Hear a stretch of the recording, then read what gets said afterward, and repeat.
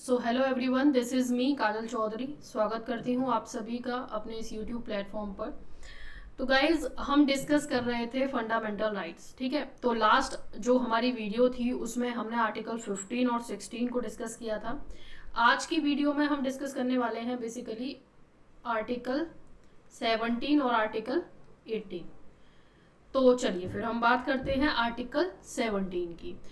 तो आपने पढ़ा होगा आर्टिकल 17 क्या है। देखो, आर्टिकल 17 जो है अनटचेबिलिटी की जो प्रैक्टिस है उसको अबॉलिश करने के लिए आया है, और उसकी जो फॉर्म है उसको ये एक तरीके से क्रिमिनल ऑफेंस बना देता है, अनटचेबिलिटी को। तो सबसे पहले हमारे लिए जो जरूरी है वो ये जानना हो जाता है कि हम सबसे पहले समझें कि अनटचेबिलिटी आखिर में है क्या। What is untouchability? ठीक है, तो बेसिकली आर्टिकल 17 क्या कहता है? आर्टिकल 17 ये कहता है कि कोई भी डिसेबिलिटी किसी भी व्यक्ति पर अगर अनटचेबिलिटी के नाम पर इम्पोज की जाएगी तो वो ऑफेंस होगा। ठीक है, तो अगर हम बात करें अनटचेबिलिटी की, अनटचेबिलिटी फिर क्या होता है, तो देखिए, अगर हम कॉन्स्टिट्यूशन की बात करें तो कॉन्स्टिट्यूशन में ये जो वर्ड है वो क्लियरली डिफाइन नहीं है, लेकिन सुप्रीम कोर्ट ने इसको लेकर थोड़ा सा क्लैरिफिकेशन दिया है कि अनटचेबिलिटी क्या होता है। सुप्रीम कोर्ट ने कहा कि देखो, इसको ग्रामेटिकल और लिटरल सेंस में नहीं समझना है। ठीक है, अगर आप ग्रामेटिकल लिटरल सेंस में इसका मतलब निकालेंगे तो कुछ और ही निकलेगा। इसको हमें समझना है एज अ सोशल डिसेबिलिटी, मतलब किसी भी व्यक्ति पर कोई भी सोशल डिसेबिलिटी इम्पोज कर देना on the basis of what, on the basis of उसकी बर्थ के आधार पर।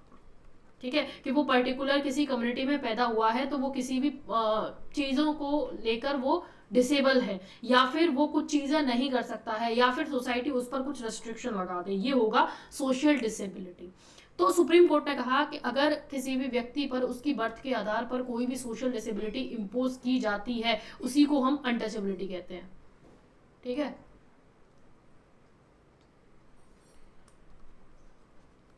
तो ये क्या होता है आपका अनटचेबिलिटी। दूसरा, सुप्रीम कोर्ट ने कहा कि जो और ये जो इस तरीके की जो सोशल डिसेबिलिटी होती है उसमें से एक ये होता है कि it disable a person of lower caste from having an intercourse with the person of higher caste. मतलब कि कोई व्यक्ति हायर कास्ट का है और एक व्यक्ति लोअर कास्ट का है, उन दोनों के बीच में कोई भी इंटरकोर्स नहीं हो सकता। तो ये अनटचेबिलिटी की फॉर्म होती है। ठीक है, और आर्टिकल 17 जो है इस चीज को प्रोहिबिट करता है। सबसे पहली चीज देखो, हम ये समझते हैं कि अनटचेबिलिटी की शुरुआत हमें इंडिया में देखने को कैसे मिलती है।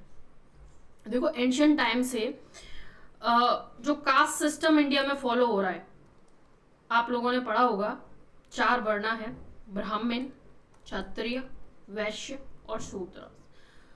तो यहां पर बर्थ के आधार पर, सॉरी, उस टाइम पर बर्थ के आधार पर नहीं था, उस टाइम पर आपके वर्क के आधार पर था। तो बेसिकली क्या था कि आपके काम के आधार पर आपका डिवीजन था एज अ ब्राह्मण, क्षत्रिय, वैश्य और शूद्र। ठीक है, तो शूद्रास का कुछ काम था जैसे क्लीनिंग का हो गया। ठीक है, तो over the period of time हमें ये देखने को मिला ये जो काम था वो बर्थ के आधार पर हो गया, और जहां बर्थ के आधार पर हुआ वहां पर एक डिस्क्रिमिनेशन, ये जो कम्युनिटी थी शूद्र कम्युनिटी, उनको देखने को मिला। ठीक है, इनको कुछ चीजों से रेस्ट्रिक्ट कर दिया गया कि जैसे मान लीजिए ये जो है पब्लिक प्लेसेस जो होते हैं, जैसे कि आपका वेल हो गया, कुआ जहां से पानी पीते हैं, टेम्पल हो गया। ठीक है, जहां सो कॉल्ड हायर क्लास के लोग आते हैं वहां ये लोग नहीं आ सकते। ये इस तरीके की सोशल रेस्ट्रिक्शन इन पर लगा दी गई over the period of time. क्यों? क्योंकि इनको अनटचेबल माना गया। अनटचेबल मतलब जो व्यक्ति गंदा है, जिसको छुआ नहीं जाता। तो इस तरीके से ये मतलब कुछ वाहियात चीजें सी, मतलब इसके आधार पर ये हुआ कि उन पर जो है सोशल रिस्ट्रिक्शन लगा दिया गया कि बेसिकली ये लोग क्या हैं, ये अनटचेबल हैं और हम इनको जो है टच नहीं कर सकते। तो यही है बेसिकली आपका अनटचेबिलिटी। ठीक है, अब बात आती है कि हमारे कॉन्स्टिट्यूशन में इसको लेकर क्या प्रावधान है। तो पार्लियामेंट ने जब हमारा कॉन्स्टिट्यूशन बना तो आर्टिकल 17 इंक्लूड किया। आर्टिकल 17 कहता है कि कोई भी इस तरीके की डिसेबिलिटी अगर अनटचेबिलिटी के नाम पर प्रमोट की जाएगी तो वो एक ऑफेंस है, ठीक है, वो एक ऑफेंस है और उसको लॉ के अंदर उसको पनिशमेंट दी जाएगी। और पार्लियामेंट ने एक एक्ट भी बनाया, अनटचेबिलिटी एक्ट 1955, और 1976 में इस एक्ट को रीनेम कर दिया गया as a protection of civil right act 1955, ठीक है। तो इसका रीनेम हुआ। 1987 में हमें देखने को मिला ये इस एक्ट को दोबारा अमेंड किया गया और इसकी जो प्रोविजन थी उसको फर्दर स्ट्रिंजेंट बनाया गया, मतलब और ज्यादा स्ट्रिक्ट बनाया गया ताकि उन लोगों को प्रोटेक्ट किया जा सके इस डिस्क्रिमिनेशन से, ठीक है। अब मैंने आपको बताया अनटचेबिलिटी क्या होती है, ठीक है, सुप्रीम कोर्ट ने इसको क्लैरिफाई किया। आरपीआई एक्ट क्या कहता है, representation of people act 1951। Basically अगर कोई व्यक्ति जो है कोई ऑफेंस करता है अनटचेबिलिटी के अंदर, मतलब उसका ऑफेंस जो है अनटचेबिलिटी के अंदर आता है, तो आरपीआई एक्ट ऑफ 1951 उस व्यक्ति को डिस्क्वालीफाई कर देता है पार्लियामेंट के इलेक्शन से और स्टेट लेजिस्लेचर के इलेक्शन से, ठीक है। तो ये हमारा एक्ट के अंदर आता है। दूसरी चीज ये है, शेड्यूल कास्ट के अंदर और या फिर इस एक्ट के अंदर कोई व्यक्ति के साथ कोई भी डिस्क्रिमिनेशन होता है तो कोर्ट ऐसा मानेगा कि ये जो डिस्क्रिमिनेशन हुआ है वो अनटचेबिलिटी के ही ग्राउंड पर हुआ है जब तक कि उसका उल्टा प्रूव नहीं हो जाता, ठीक है। ऐसा कोर्ट मानकर चलेगा। ऐसा क्यों है, बेसिकली ऐसा इसलिए है ताकि जो SC ST के साथ एक्सप्लॉयटेशन है उसको रोका जा सके। अब बिकॉज वी नो दैट कि भाई जो शूद्र कम्युनिटी है वो कहीं ना कहीं हजारों सालों से उसके साथ डिस्क्रिमिनेशन हुआ है, तो वो कहीं ना कहीं उस पोजीशन में नहीं है कि वो खुद को डिफेंड कर सके, या फिर कई बार the so called higher class के जो व्यक्ति है जिसके साथ वो कॉन्फ्लिक्ट में है, जिसने उसका कोई अब्यूज किया है उसकी कास्ट के आधार पर, तो ऐसे में क्या है उसके सामने वो खड़ी हो सके, ठीक है, उसके सामने वो केस भी लड़ सके। तो इसीलिए सुप्रीम कोर्ट जो है और जो भी लॉ है वो SC STs के फेवर में है, ठीक है। इसी को लेकर एक एक्ट बना, the schedule caste and schedule tribe act 1989, जो अनटचेबिलिटी से डील करता है और इसकी जो प्रोविजंस हैं वो काफी ज्यादा स्ट्रिक्ट हैं SC STs को सेव करने के लिए, उनको प्रोटेक्शन के लिए, ठीक है। तो इसमें अनटचेबिलिटी से डील किया गया है। अब ये जो एक्ट है schedule caste and schedule tribe act और प्रिवेंशन ऑफ एट्रोसिटीज एक्ट 1989, इसको लेकर काफी कंट्रोवर्सी रहती है। क्यों कंट्रोवर्सी रहती है इसको लेकर, क्योंकि ये जो एक्ट है इसकी जो प्रोविजन है वो काफी स्ट्रिक्ट है। मतलब कि अगर आप इसको पढ़ेंगे आप देखेंगे कि इसमें भी मतलब किसी भी प्रकार की कोई भी एंटिसिपेटरी बेल का कोई भी प्रावधान नहीं है, ठीक है। एक साथ से उस व्यक्ति को अरेस्ट कर लिया जाएगा। तो इसको लेकर क्या हुआ, इसको लेकर हमें एक एब्यूज देखने को मिला इस एक्ट को लेकर। किस तरीके का एब्यूज, भाई हमने तो ये एक्ट बनाया था SC ST के प्रोटेक्शन के लिए, लेकिन हमें देखने को मिला NCRB का डेटा कहता है कि ये जो कन्विक्शन रेट था वो 35% था 2010 में और जो कि 28% हो गया 2015 में। अब कन्विक्शन रेट क्या होता है, देखो कन्विक्शन रेट होता है जैसे मान लीजिए कोई व्यक्ति है, ठीक है।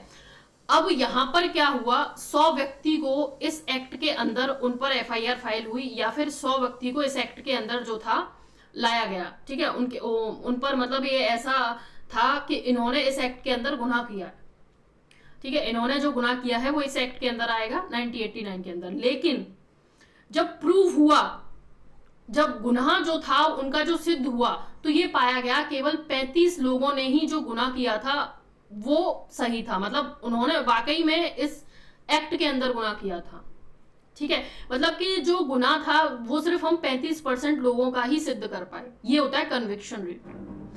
लेकिन अब मान लीजिए 100 व्यक्ति हैं जिनको इस एक्ट के अंदर जो है मतलब लाया जा रहा है कि इन्होंने जो है क्राइम किया है, लेकिन सिर्फ 35 का ही प्रूव हो पा रहा है। 2015 में हमें देखने को मिला है वो आंकड़ा जो है वो 28 का रह गया। तो ये दिखाता है बेसिकली कि अगर दोष सिद्ध नहीं हो रहा है तो एविडेंस नहीं है, एविडेंस नहीं है तो बेसिकली ये एक पर्सनल राइवलरी के लिए यूज हो रहा है। मतलब कि मान लीजिए कोई व्यक्ति है जो SC ST कम्युनिटी का है, उसकी कोई राइवलरी है जो हायर कास्ट के व्यक्ति से आता है, और या फिर कोई व्यक्ति है जो पब्लिक सर्वेंट है तो उसकी उससे राइवलरी है, तो वो क्या करेगा, उस एक्ट को यूज करेगा उसके अगेंस्ट, ठीक है। और ये पाया गया कि जो 15 से 16% जो केस है वो प्रिलिमिनरी इंक्वायरी के बाद ही क्लोज कर दिए जाते हैं, पहली इंक्वायरी के बाद ही, ठीक है। और 75% जो केस हैं जो कोर्ट तक पहुंचते हैं बचे हुए, उनको जो है फिर दोबारा से उनको क्या करता है, निर्दोष करार दे दिया जाता है एक्यूज को, क्योंकि कोई एविडेंस नहीं होता है उसके खिलाफ, ठीक है। तो ये कहीं ना कहीं इस एक्ट के अंदर एब्यूज था।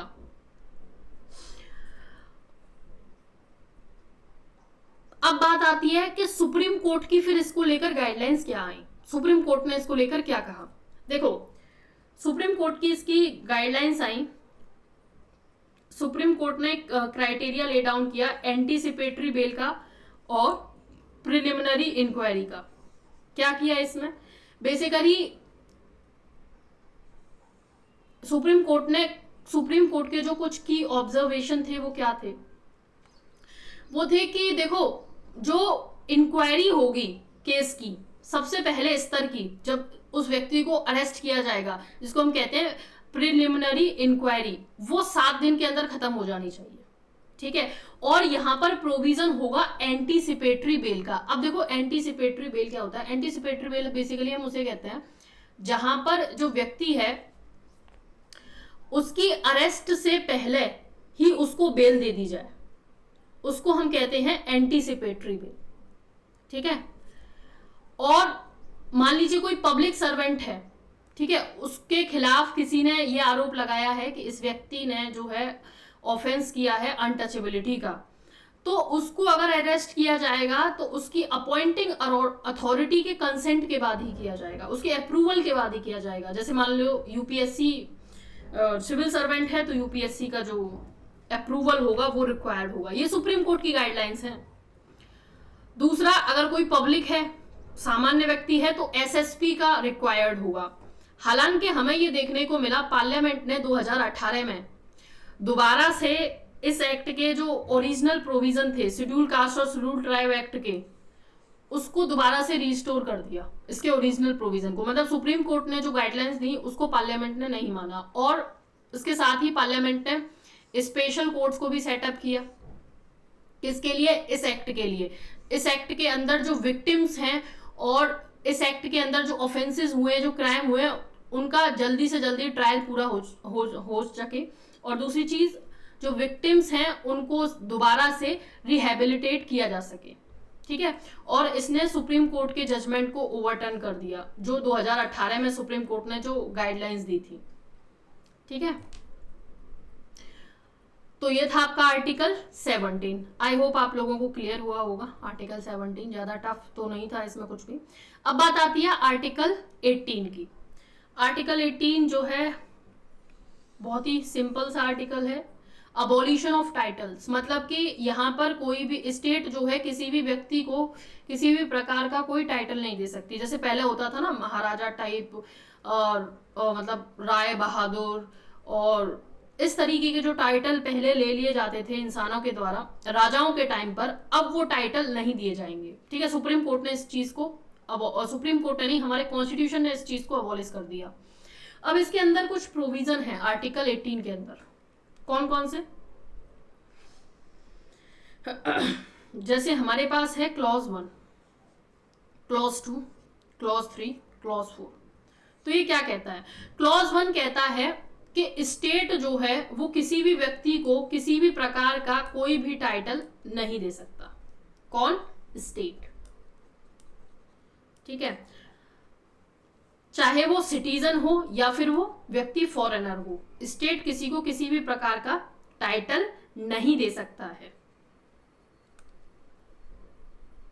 दूसरा आता है किसके लिए, सिटीजन के लिए, इंडियन सिटीजन के लिए। इंडियन सिटीजन जो है किसी भी प्रकार का टाइटल नहीं ले सकता, किससे, फॉरेन स्टेट से,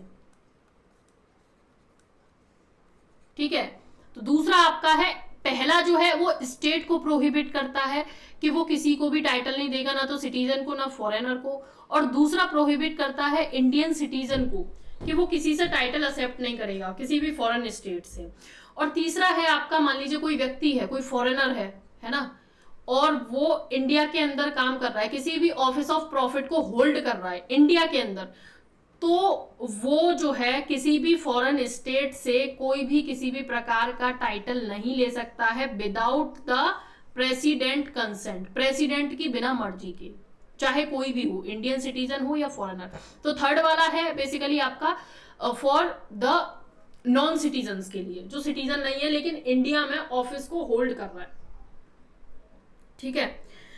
और चौथा वाला जो है वो दोनों के लिए है, सिटीजन्स के लिए भी फॉरेनर्स के लिए। जो कोई भी व्यक्ति ऑफिस ऑफ प्रॉफिट को या किसी भी ट्रस्ट को इंडियन गवर्नमेंट के अंदर होल्ड कर रहा है, तो वो किसी भी प्रकार का प्रेजेंट, एमोल्यूमेंट, ऑफिस, मतलब इस तरीके की चीजों को एक्सेप्ट नहीं कर सकता फॉरेन स्टेट से without the consent of president, president की बिना मर्जी के। तो 4 प्रोविजन थे, बहुत ही आसान से हैं, इसको हम याद रख सकते हैं कि पहला, स्टेट को प्रोहिबिट करता है कि वो किसी भी सिटीजन या फॉरेनर को जो है वो किसी भी प्रकार का कोई टाइटल नहीं देगी। दूसरा, इंडियन सिटीजन के लिए है कि जो है वो किसी भी फॉरेन स्टेट से कोई भी टाइटल एक्सेप्ट नहीं कर सकते।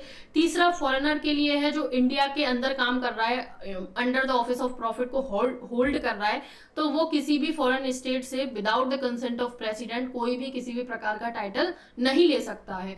और चौथा जो है वो फॉरेनर के लिए भी है और सिटीजन के लिए भी है, अगर वो ऑफिस ऑफ प्रॉफिट को होल्ड कर रहा है या फिर किसी ट्रस्ट को इंडिया के अंदर, तो वो किसी भी प्रकार का प्रेजेंट, एमोल्यूमेंट और कोई भी ऑफिस फॉरेन कंट्री के अंदर होल्ड नहीं कर सकता है without the consent of president. तो ये था आपका आर्टिकल 18। अब ये जो आर्टिकल है ये आपको कोई फंडामेंटल राइट सिक्योर नहीं करता, ये सिर्फ एक रेस्ट्रिक्शन इंपोज करता है लेजिस्लेटिव और एग्जीक्यूटिव पावर पर, ठीक है। और ये एक डायरेक्टरी है, कोई इसके लिए कोई पेनल्टी नहीं है अगर इसका कोई इन्फ्रिंजमेंट होता है तो। अब बात आती है कि भाई ये जो इस तरीके के जो मतलब पुरस्कार दिए जाते हैं, आप लोगों ने भी सुना होगा, भारत रत्न, पद्म विभूषण, पद्मश्री, क्या ये आर्टिकल 18 को वायलेट करते हैं? क्योंकि ये तो अबॉलिशन को, मतलब टाइटल्स को अबॉलिश करने की बात करता है, ठीक है। अब सुप्रीम कोर्ट ने इस चीज को क्लैरिफाई किया in Balaji Raghavan versus union of India case में। कोर्ट ने इन अवार्ड्स की वैलिडिटी को अपहेल्ड कर दिया, मतलब कहा कि हाँ ये वैलिड है। 1954 में गवर्नमेंट ने इस तरीके की अवार्ड्स इंट्रोड्यूस किए थे, जैसे कि भारत रत्न, पद्म विभूषण, पद्म भूषण एंड पद्मश्री। कब? 1954 में। अब कोर्ट ने इनकी वैलिडिटी को अपहेल्ड कर दिया, कहा कि हाँ ठीक है ये अवार्ड वैलिड है। क्यों है ये वैलिड? क्योंकि यहाँ हम जो है किसी को कोई प्रिविलेज नहीं दे रहे हैं। भाई आर्टिकल 18 क्या कहता है? आर्टिकल 18 बेसिकली एक प्रिविलेज को अबॉलिश कर रहा है कि मतलब कोई भी ऐसी क्लास ना हो जो प्रिविलेज्ड हो, जिसको ऑलरेडी उसके पास टाइटल हो, उसकी बर्थ के आधार पर, उसकी हेरिडेटरी के आधार पर, मतलब कि वो मान लो किसी पर्टिकुलर राजा के यहाँ पैदा हुआ है तो अब उसकी जो पीढ़ी दर पीढ़ी जो आएगी वो उस टाइटल को होल्ड करेगी। इस तरीके का टाइटल अबॉलिश किया जाता है आर्टिकल 18 के अंदर। लेकिन ये जो टाइटल होते हैं पद्म विभूषण, पद्मश्री, ये इंसान की मेरिट के लिए दिए जाते हैं जिसने इस देश के लिए, इस कंट्री के लिए कुछ कंट्रीब्यूट किया हो। अगर मान लीजिए हम इस तरीके के अवार्ड को अबॉलिश कर देते हैं तो बेसिकली हम क्या करते हैं, हम एक तरीके से इनिशिएटिव को, इनोवेशन को किल करेंगे, ठीक है। मतलब अगर हम एक्सीलेंस को ही, किसी की परफॉर्मेंस को ही रिकॉग्नाइज नहीं करेंगे तो बेसिकली क्या होगा, किसी के अंदर कोई मतलब मोटिवेशन ही नहीं होगा देश के लिए अच्छा करने का, क्योंकि भाई रिकॉग्निशन तो सबको चाहिए। तो it is to recognise the excellence, ये एक्सीलेंस को रिकॉग्नाइज करने के लिए है, ठीक है। और ये जो टाइटल होते हैं वो कोई हेरिडिटरी टाइटल नहीं होते कि भाई मान लो अगर एक को पद्मश्री मिल गया तो उसका जो बेटा होगा उसको भी मिलेगा या उसकी मम्मी को भी मिलेगा, ठीक है। इस तरीके से कुछ नहीं होगा, जैसे कि होता था ना पहले महाराजा, राय बहादुर, राव साहेब, इस तरीके के जो टाइटल। और ये जो टाइटल होंगे इसको सफिक्स और प्रीफिक्स की तरह यूज नहीं किया जा सकता। जैसे पहले यूज होता था ना, नाम के आगे लगा देते हैं, मतलब कोई भी आपका नाम है उसके आगे आप लगाओगे राय बहादुर, राव साहेब, महाराजा, लेकिन इन टाइटल्स को नहीं यूज किया जा सकता। पद्मश्री को नहीं लगाया जा सकता नाम के आगे, ये वॉयलेशन होगा, ठीक है। तो ये सुप्रीम कोर्ट ने इसको लेकर कुछ गाइडलाइंस दी थी। और बेसिकली आर्टिकल 18 क्यों है? आर्टिकल 18 आपका इक्वालिटी को अबॉलिश करता है, इक्वालिटी को इस्टेब्लिश करता है, ठीक है। तो आज की हमारी इस वीडियो में इतना ही। और अगर आपको मेरी ये वीडियो पसंद आई, अगर ये इनिशिएटिव आपको पसंद आ रहा है, तो आप हमारे चैनल को सब्सक्राइब कर सकते हैं, ठीक है, लाइक कर सकते हैं, कमेंट कर सकते हैं। और अगर आप मुझसे जुड़े रहना चाहते हैं तो आप मेरा टेलीग्राम चैनल भी ज्वाइन कर सकते हैं, एस चौधरी काजल 09। टेलीग्राम पर अगर आप सर्च करेंगे तो आपको मेरा टेलीग्राम चैनल मिल जाएगा, तो आप मुझे वहां पर जाके ज्वाइन कर सकते हैं आपके फर्दर क्लास की अपडेट या आपकी कोई क्वेरी डाउट्स वगैरह के लिए, ठीक है। So thank you so much everyone.